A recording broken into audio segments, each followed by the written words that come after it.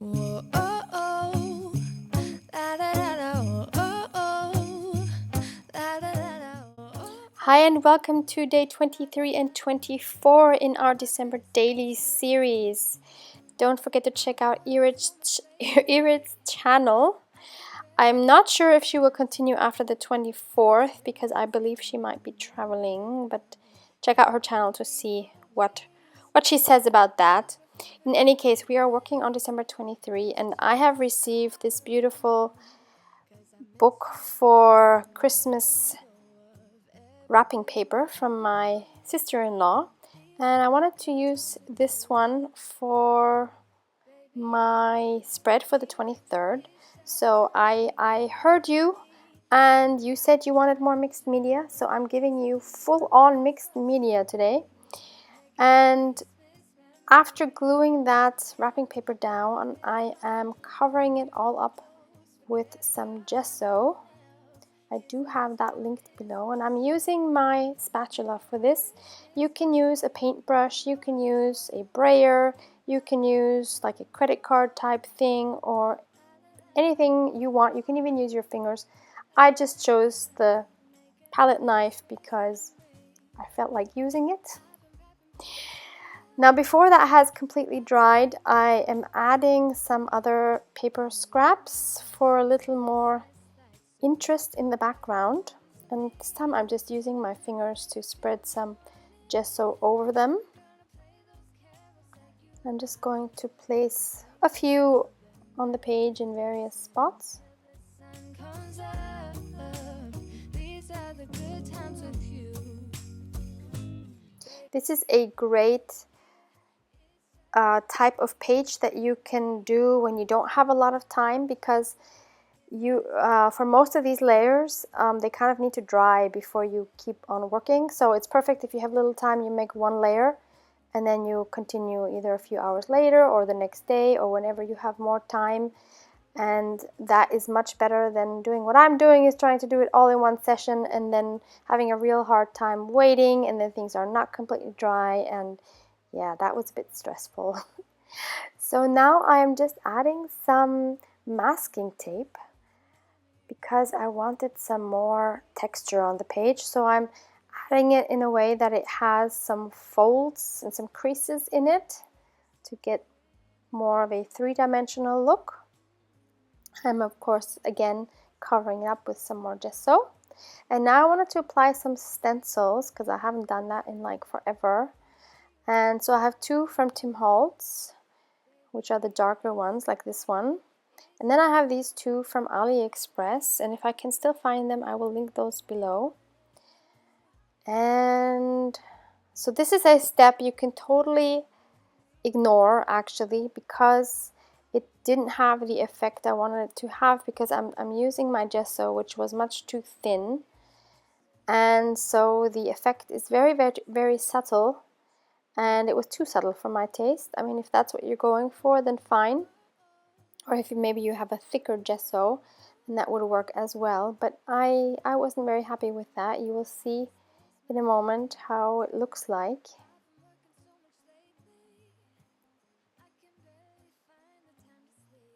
Adding some more numbers because numbers always work and I just love numbers. I mean, I don't like math, but I like the visual effect of numbers. There, so there you see, it's hardly there. It's not even worth doing. So instead, I took out my most favorite modeling paste, which is this Swiss one from Lazo, and I think I will be able to link that one below as well. Look how yummy that looks. That is so nice and thick and grainy. I love it. And so now I'm taking this other stencil and I'm just using that circle part of the stencil. I did not want the butterfly. I didn't think that would go with a Christmas theme very well. And so, sorry, I'm out of frame there. You'll see it in a moment. There, I put two little circles there, and I'm gonna put the medium-sized circle on the left. By the way, I did let that previous layer dry before, there you have those. Those look so yummy and 3D. I love it. So then I tried to let those dry, did my dishes in the meantime, and used my heat gun and did whatever I could. It wasn't completely dry yet, but I thought it was enough to work with. So then I chose the 3 circles from this 3D decoupage book that I had gotten from Elaine. And so I was checking the colors of those, and so those have very, very pastel-y colors on them, which I wanted to kind of also use for the background. So then I thought, why don't I try to work with some of my Distress Oxide and then try to distress it further with some water, and that worked really well actually. That was the first time I tried that, and I really like that result. Next, I chose some of my beloved Neon Color 2 Caran d'Ache watercolors, pastels, which are water soluble.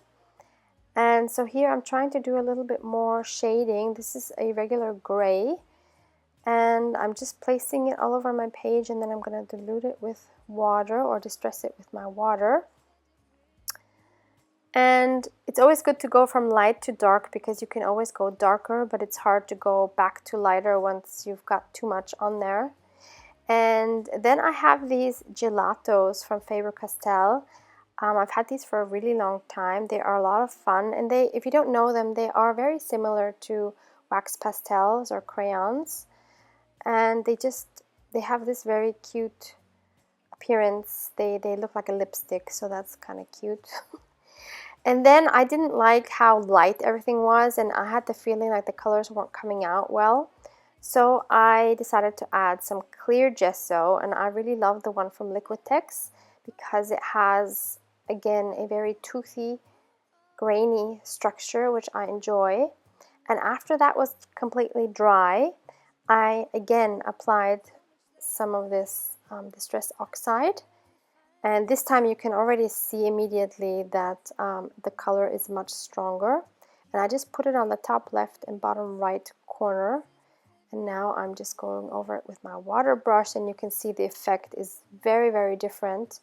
And I'm actually happy I did it this way because this way you got to see the difference between just working on the gesso and then adding the clear gesso, and look how it looks now. All the colors are stronger and more vibrant. And I enjoy that a lot more. So doing the same thing actually like I did before, but now it looks very different. And now I'm again going to add some of this beautiful blue pastel, and now you can really see it. It's a beautiful, beautiful turquoise almost. And I'm adding a generous amount of water, tipping my book up, hoping that some of it will drip down a little bit. And I'm going to use some pink because I wanted a grungy pastel look on this page. So I'm repeating the process. So you should come back home to me. And when we wake up in the morning, Then I'm going to go back to my what are they called? Crayons. And I chose this ochre, which is probably my favorite of all the crayons because it's such a nice gold color. And I applied a generous amount, made sure that it dripped down by putting enough water with my brush. And then doing the same thing on the bottom corner, tipping it the other way and adding plenty of water so that it drips up to the top of the page. So then I dried that again with my heat gun, so that's what it looks like now. I think it's nice and grungy. I enjoy that look a lot. And I felt it needed a little more pink. da da da da, making our Christmas memories. Yes, these are the good times with you. Don't even care what we do.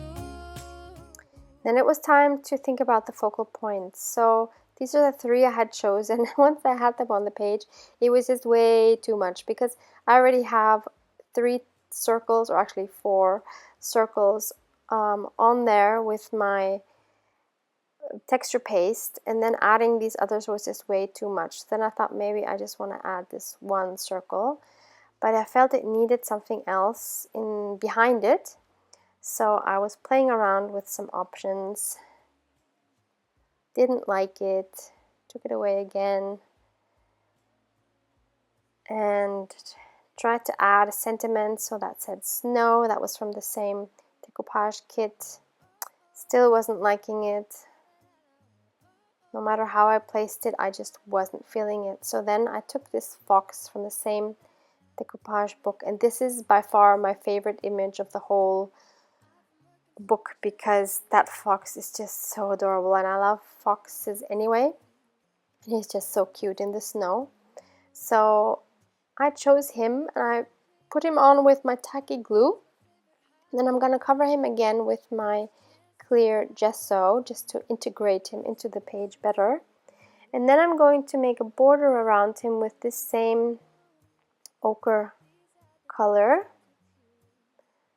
and going to distress it. And I'm also using my fingers to help, because I think the fingers are such great tools. A lot of times they do the best job, better than a paintbrush or whatever. And now I'm again looking through the book, and I'm picking out a few more bits and pieces that I think might help the page a little bit. So I chose these winter flowers.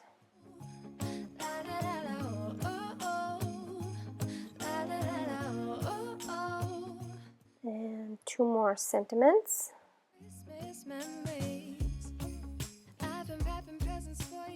And I'm going to see where to best place these. And I've lit my house with Christmas lights, so you should come back home to me. And when we wake up in the morning, I'm gonna play. Then I'm just inking up that, I think that's the only flower I ink up for some strange reason. Didn't ink up any of the others. And I'm again covering them with the clear gesso, just because I wanted everything to be the same. Like, I wanted everything to be integrated into the page and not to look like it was put on top. And now I'm taking my black water-soluble pencil from Faber-Castell, and I wanted to kind of give the two sentiments a little bit of shading. So I go back and forth between adding more color and diluting it, and taking it away again with my tissue paper, until I was kind of happy with the amount of shading it had. And finally, I wanted to add the date, which was the 23rd. And I realized I have two more washi tapes that have dates on them. If I find these, I will link them below. I believe they are both AliExpress. And I'm trying to decide which one I like better, and I go for this one because it was more subtle on this page than the black and white. So again, I'm going over it. And so this is a close-up of all the grunginess, and it's not my favorite page. Like, I like the angel that I recently did a lot better, but it's okay. I'm okay with it.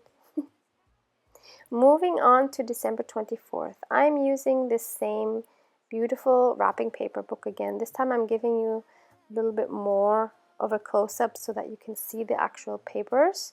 So again, this was gifted to me, so I cannot link it below. Maybe you can find it online if you are so inclined. Maybe for next year, I guess. But there's really nice vintage designs in this book, and you can have a lot of fun playing around, fussy cutting and using them as backgrounds, or maybe actually wrapping some gifts. I tend not to do that, but I will still use it. Baby, this year is just by the fire and chill. Isn't this how it's supposed to be? Making our Christmas memories. Oh, And in the front, it has some cute tags, but more importantly, it has some instructions for crafting. So I checked, and they had this one of making a Christmas tree in a version that was pretty flat that I thought we could fit into our journal. And as it was December 24th, I decided that was the perfect time to make a Christmas tree. Here in Austria, a lot of people don't put their tree up until the 24th, so it's not like in the States. I think in the States you are much earlier with your trees usually.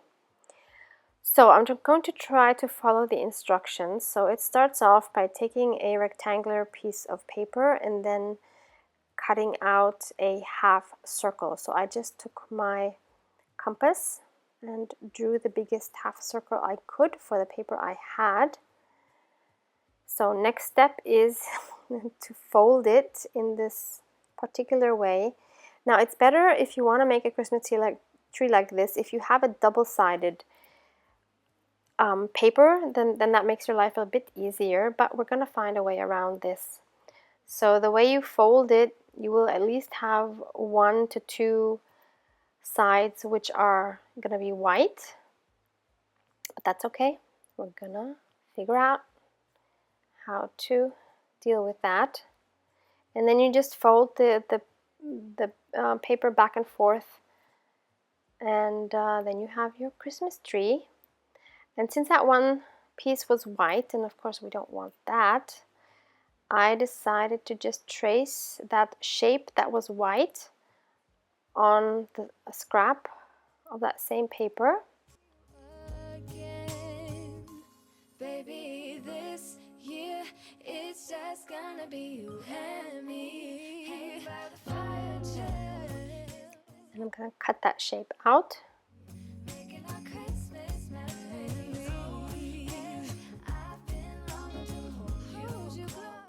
And now I'm going to glue it over the white part. So that was pretty easy to do.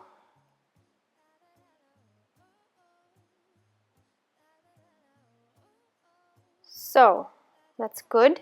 And next we're going to glue down all the loose pieces. Working so much lately, I can barely find the time to sleep.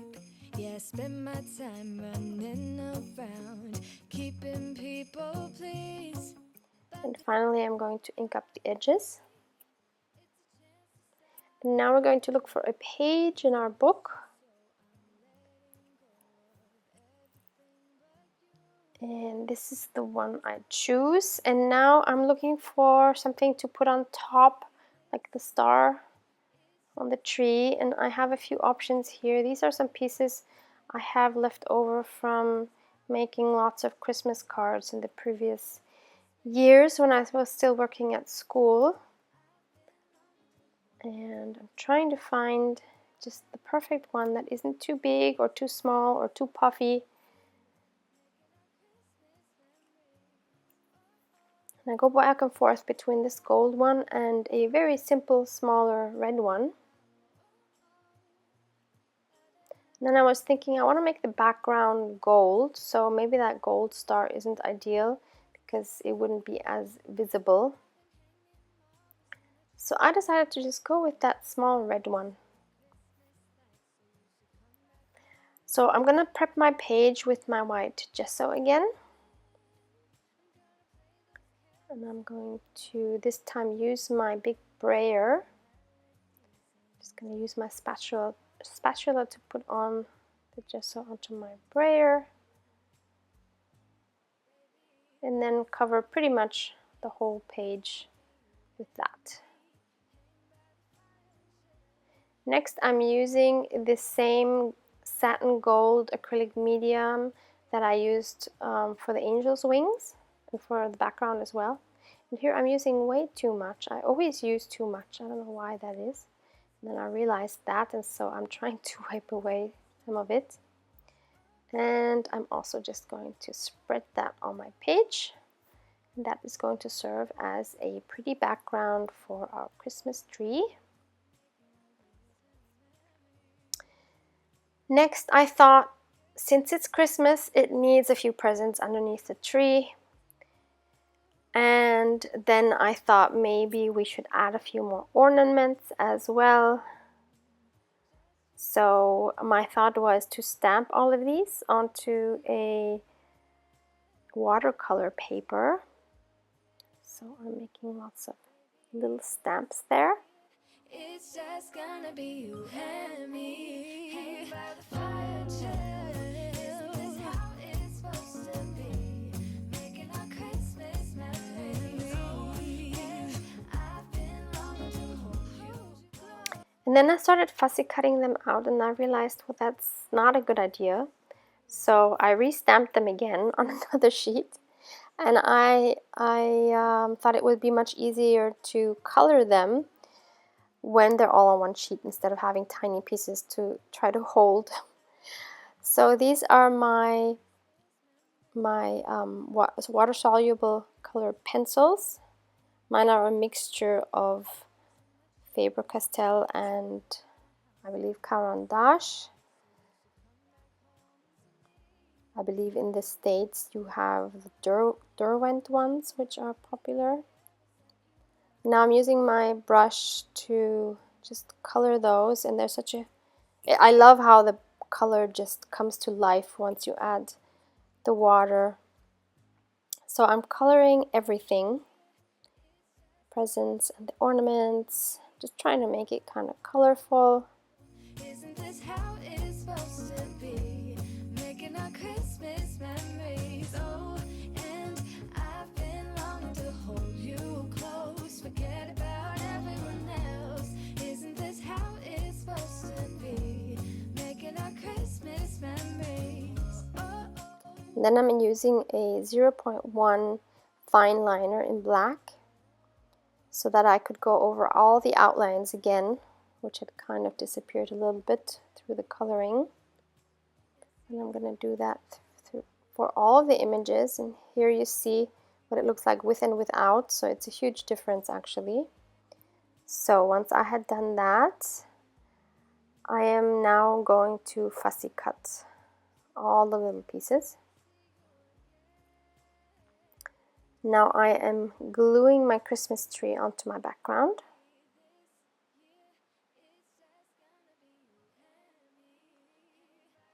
Gluing the star up on top. And then putting the presents underneath the tree.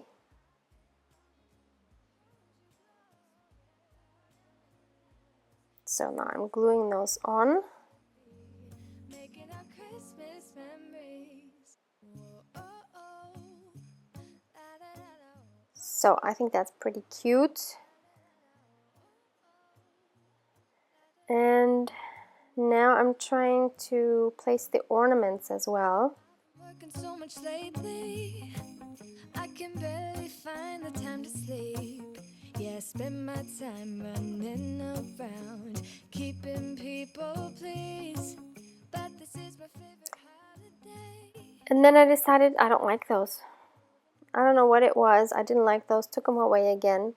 Instead, kind of stalling because I don't know what to do with that tree, I decided to stamp the word Merry Christmas on a white cardstock, and I'm going to emboss this. So I'm using my gold embossing powder.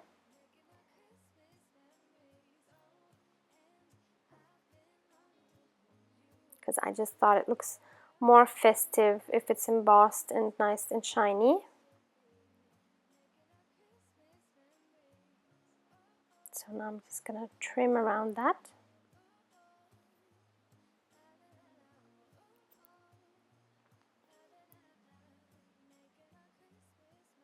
Then I'm going to use my honey colored ink to directly ink the edges of that. Just give it a very nice but defined border.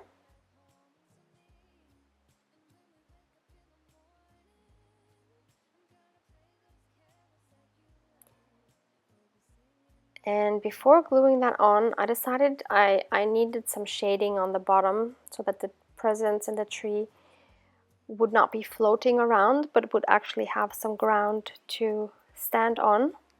So I used this green water-soluble pencil, colored pencil, and this was too green for me, so I added another green, which is more like an olive gray type of green. And I just put that right on top.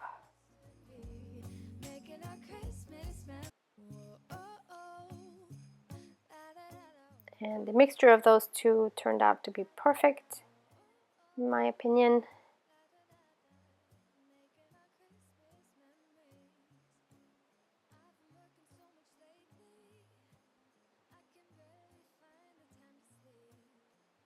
So now we're gonna glue the Merry Christmas on the bottom there.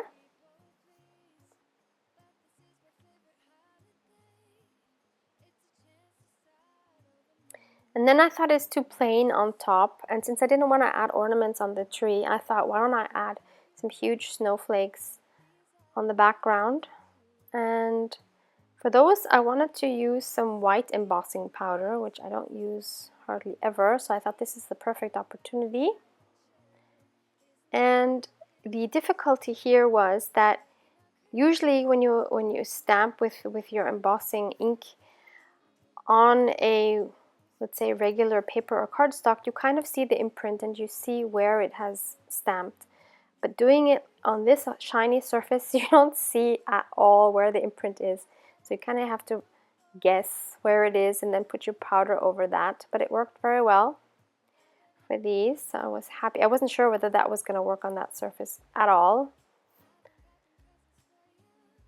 Then I wanted to add a third one on the side because, you know, I always talk about having threes and odd numbers.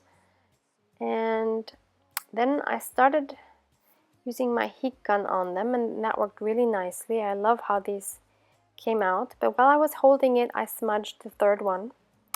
So I just brushed it off, wanted to stamp it again, put the powder over, and it didn't work because look, it just didn't have the shape anymore. So I thought, okay, that's weird. So I rubbed it off, made sure I cleaned the surface really well, tried it again. Again, it didn't work. So that was really weird. I don't know why that wouldn't work. So then I decided, okay, I'm going to just change the spot and half stamped it over that Christmas tree so it looks like it's coming out behind the Christmas tree, and that worked fine. And then I couldn't leave it alone.